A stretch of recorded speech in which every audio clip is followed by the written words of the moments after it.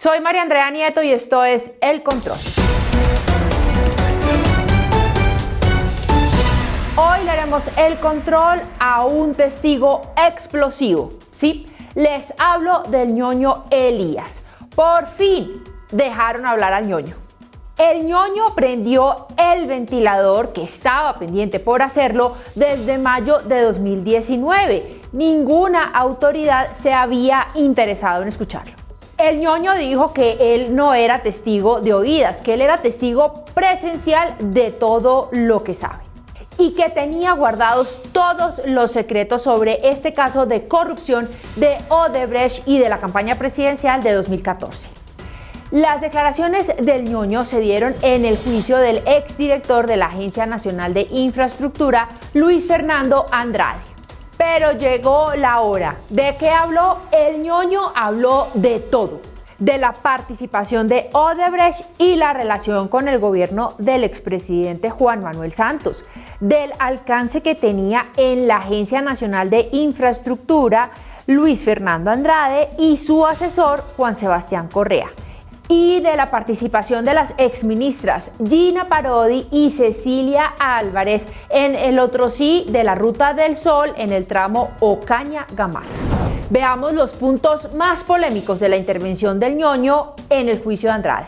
El ñoño dijo que firmar el otro sí del contrato de la Ruta del Sol en el tramo Ocaña-Gamarra era muy importante, sobre todo hacerlo antes de que iniciaran las presidenciales. El problema fue que el gobierno nacional firmó ese otro sí sin contar con una partida presupuestal que respaldara la ejecución de ese contrato.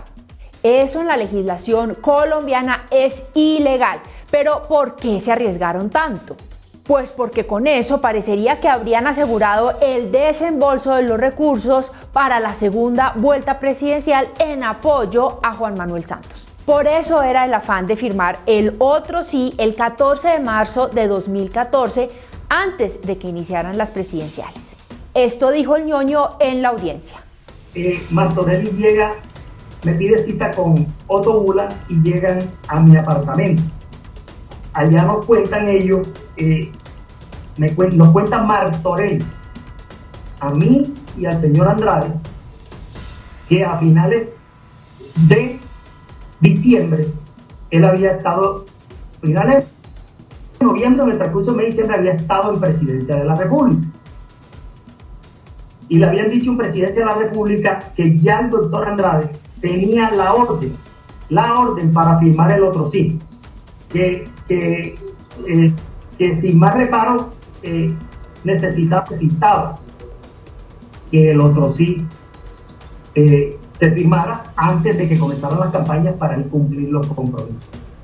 Recordemos que Martorelli era el presidente de Odebrecht en Colombia y recordemos también que la ley expresamente establece la prohibición de que empresas aporten a campañas políticas. O sea que ñoño, todo lo que está diciendo, lo primero que hay que hacer es creerle 100%.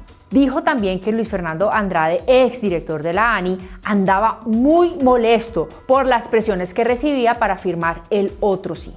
Lo que sí noté ese día es que el doctor Andrade ya estaba muy disgustado, pero muy disgustado, porque tenía una presión alta de muchos sectores para firmar ese otro sí. Según el ñoño, Andrade era... Ellos lo decían el señor de las soluciones, porque era el que le solucionaba prácticamente las cosas a Odebrecht.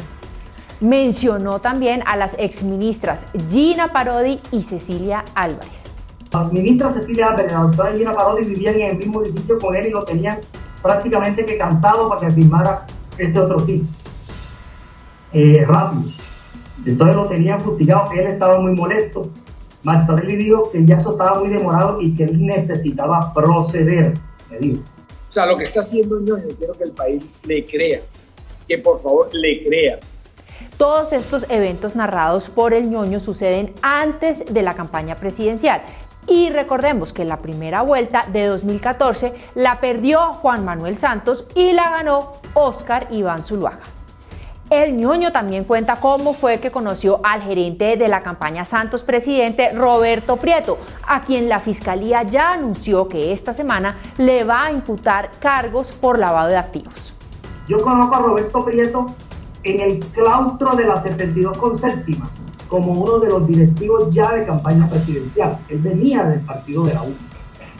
Ahí lo conozco y comenzamos a hacernos amigos, y él también iba mucho a mi casa con el señor Enrique Ribeira, quien posteriormente era secretario privado del presidente Santos. Era casi que su mano derecha, iba mucho a mi apartamento. En una de las idas de Roberto Prieto a mi apartamento, y se lo digo adicional de lo que me había contado el doctor Martorelli, esto lo viví yo. Roberto Prieto comiendo, me pasa el teléfono y me dice, senador, aquí le voy a pasar a un amigo que me quiere hablar.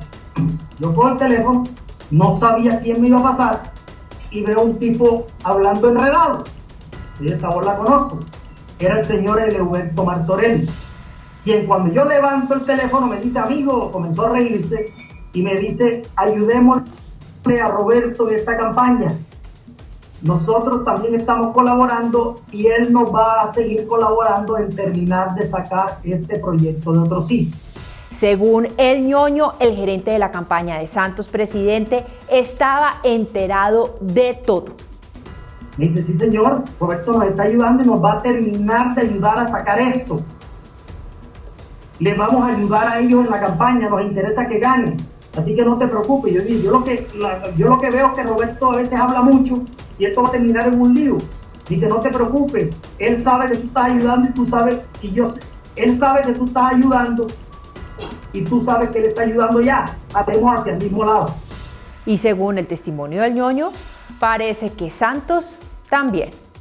Entre la primera y segunda vuelta, cuando el señor Martorelli me dice que no lo deje solo en sacar el otro Cío Caña Gamarra, cuando yo le digo, ya yo no tengo nada que ver de aquí hacia adelante, él me dice, y los reclamos, las reclamaciones, no me abandonen. Yo le dije, ¿cómo te voy a ayudar si acabamos de perder la primera vuelta con Oscar Iván Zuluaga? Me dice, no te preocupes, amigo, yo voy a reforzar la campaña. Y yo me reuní con el mismo presidente Santos, candidato, con su grupo de campaña encabezado por el doctor Roberto Prieto.